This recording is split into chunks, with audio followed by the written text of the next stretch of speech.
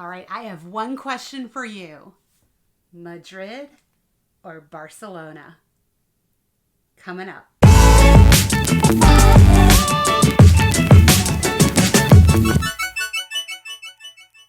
Welcome to the Traveling Cheesehead. My name is Michelle. On this channel, I give you travel planning tips, travel vlogs, tips and recommendations to all the places I've been. In today's video, we are going to dive into a very controversial subject. Which city is better, Madrid or Barcelona? I just came back from a trip to these two great cities, and let me tell you, there's a ton to consider when going to these places, which one to see first. If you only had to choose one, this video is going to help you decide which one is better for you. And stay tuned to the end because I'm going to give you that one thing and let you know which one I decided was my favorite. All right, the first thing to consider is the sights to see in both locations. Okay, Madrid is the capital of the country. You are going to have all of the government center, all of the national museums, as well as some really cool local sites. Not to mention, that's where the royal palace is and where the king and queen are. So hello. It's very cool, right? So Madrid has all of that to offer. When it comes to Barcelona and sites, if you love history, wow, does Barcelona pack in the history. You've got the Gothic Quarter, you've got Elborn, you have got all of the Roman ruins. Who knew there were so many Roman ruins in Spain? You also have all of the Gaudi sites. So if you love architecture and history, wow. Antonio Gaudi, this is his city. You have La Sagrada Familia, a World Heritage Site. So Barcelona is packed full of sites and things to see. They're just different than what Madrid has. Both cities equally have a ton to see and do, and incredible sights and views. Another cool thing that Madrid has that Barcelona doesn't, Madrid has Temple de Bod, which is pretty awesome. Barcelona, however, has Barceloneta Beach. The next thing between these two cities is the layout and how accessible things are within the cities. Now, I will say in Europe, in Spain in particular, the train service, the metro, they're very accessible, very easy to use, and very easy to get around. In Madrid, the sites are kind of spread out, but not awful. You could walk to them. If you really wanted to, you could walk to them. I wouldn't recommend it, especially if you have a short amount of time in that city, because it is a lot of walking. The sites are kind of spread out, but not awful. You could walk them, like I said. In Barcelona, most of the city is walkable, but there are a few sites that you're going to need to take transportation to. Number one, you're going to want to take transportation to La Sagrada Familia because it's not close to anything else. You will also need to take transportation to Park Güell if you're going to visit that site, which I recommend, by the way, because that also is not near anything else in the city. But if you're experiencing just the old town of, the Gothic Quarter and Elborn, it's pretty compact and a lot of major things to see in those two areas. They're connected, so you can spend a good amount of time in there. Now, if you want to go over and see Montjuic or you want to go up to the bunkers, again, those are areas that you're going to need to take public transportation to because they're not close to the other things. All right, shopping. Oh, shopping in both cities. Okay, so in Madrid, it is obviously a main city, and you have Gran Via, which is the Grand Boulevard, if you will. And all of the very fancy shops are along there. So there's great world-class shopping along Gran Via in Madrid. Not to mention, they have El Rastro, which is the largest flea market in Europe, held every Sunday from 9 a.m. to 3 p.m. What a great way to get lost in the city and get lost in thousands of vendors selling everything from crappy little trinkets to really, beautiful one of a kind works of art, and really everything in between.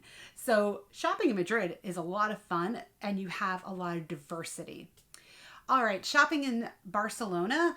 There are a ton of little tiny shops in Barcelona that are really great. You also have some world-class shopping areas in Barcelona as well. It is a major world city. It is the capital of Catalonia. So in and of itself, it is a capital city as well. And it also has world-class shopping, as well as the very unique little individual mom and pop shops that are scattered throughout the Gothic Quarter and El Born. So you have, again, the best of both worlds. Both cities have really great food markets to shop in. Madrid has Mercado de San Miguel, which is a great food market. And then you get into Barcelona and you have the Boqueria, which is another awesome food market. Speaking of food choices, both of these cities are jam-packed with options. In Madrid, they are known for this tapas culture, and they have one of the best tapas streets in the entire country. You got to go to La Latina neighborhood and find Cava Baja. It is packed full of probably, 40 different little tapas bars. It is a tapas adventure delight. Just spend a whole afternoon and evening going through. You will be stuffed. If you drink alcohol, you'll probably be a little drunk too. But it's a great way to sample a variety of foods in a short amount of time, and from all different little places and restaurants. They're very small, intimate, and fun. So that whole culture is really unique to Madrid. Second, Madrid has the world's oldest restaurant, El Botín. Now, one little hint with El Botín, you do need to make reservations in advance. With it being the world's oldest restaurant, you can imagine it's quite an attraction. So plan ahead, make sure you make that reservation. But they're known for their suckling duck. So if you get the opportunity to do it, please leave your comments in below. I'd love to know how it was. And finally, churros. All I can say is churros. Wow, the churros. Churros and chocolate. San Ginés Chocolateria is the place to go sample the churros and chocolate. There's usually a line outside, so don't go during peak times. Don't go in the middle of the afternoon. Then you have Barcelona. Okay, Barcelona, when it comes to food, is a huge variety. Now, they have, like I mentioned earlier, the Boqueria. That is kind of a tapas experience, but they also have great paella. They also have great seafood because they're by the sea. So Barcelona has unique things like that as well. Now, Barcelona also has churros, but they're not known for that. There is a place that is in the old town that has both the hot chocolate with the whipped cream. It has churros and meldranos. Wow. All I can say is wow. That is something that you have to try. And finally, they have a really cool German bakery of all things right in the El Born neighborhood, and it's called Hoffman. They have these marzipan stuffed croissants. Heaven. Need I say more? So Barcelona definitely has some great food as well. Finally, I want to talk about the vibe of these two cities. What's the best way I can describe? So Madrid, if Madrid and Barcelona were different parts of New York. Madrid is kind of the Upper East Side, Fifth Avenue kind of vibe, a little bit more cosmopolitan. And then Barcelona is a little bit more downtown, a little bit more gritty, a little bit more, rough around the edges, but with stunning beauty. So both of them have strong and unique cultures. Both of them, in a sense, are capital cities. Madrid is the capital of the entire country, and Barcelona is the capital of Catalonia. Both of them, because they are capital cities, have certain elements of political tension going on. Both of them are very vibrant and very visited. I will say Madrid has a little bit more of while it is that Upper East Side feel. They're still very down to earth. They're very personable. They're very happy to see you. They're very welcoming. And they definitely have a fun spirit about them. Barcelona does as well. But Barcelona, like I said, it is more touristy, in fact. It is one of the major tourist destinations in the world.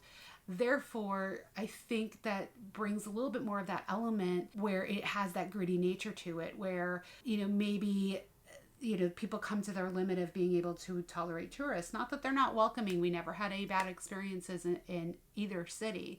But you just kind of got a different vibe in Barcelona than you did in Madrid. I had a great time in both.